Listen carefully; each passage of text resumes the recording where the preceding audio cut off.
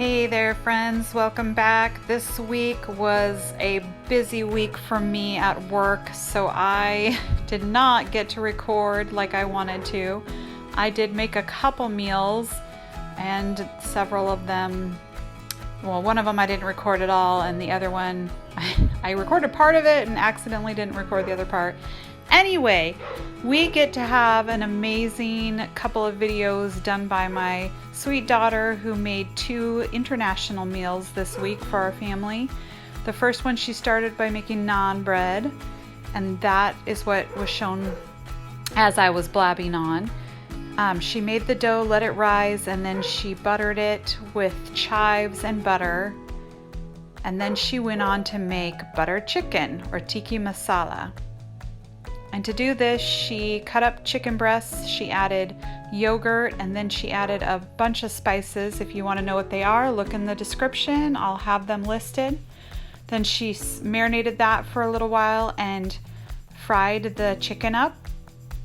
Once the chicken was done, she took it out of the pan, and then she added her remaining ingredients, which were a little bit of ghee, chopped onions, some garlic and ginger, and then more spices to this mixture. Once the spices were all incorporated, she added a can of tomato sauce. Then she removed this from the pan and blended it up. Well, more spices, I guess. And then she removed it and blended it up and brought it back to the pan and added some sugar and some heavy cream.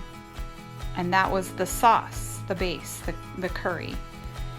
Then she added back the chicken, and it made a delicious, wonderful butter chicken. It was so good with the naan bread.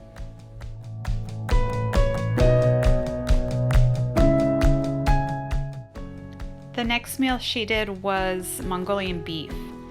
And this she made, we were out of brown sugar, but she kind of made her own with sugar and molasses. And then she added some other ingredients into the sauce.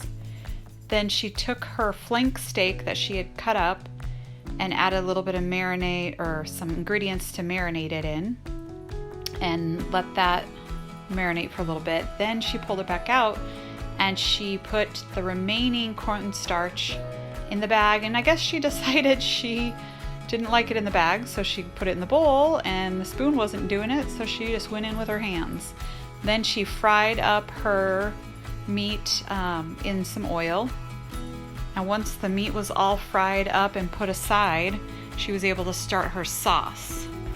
She started her sauce by putting garlic and ginger in the pan, and then added that mixture we saw at the beginning and a little bit more cornstarch and water. And then she added back the meat and got that all mixed in, and when it was thickened, it was ready to serve on rice. Added some green onions or scallions, and it was ready to go. It was also very delicious. So thankfully she was able to make a couple and video a couple meals for us. It was a good week, just I was really busy, so this next week should be a lot more meals from me, and we'll hope to see you then.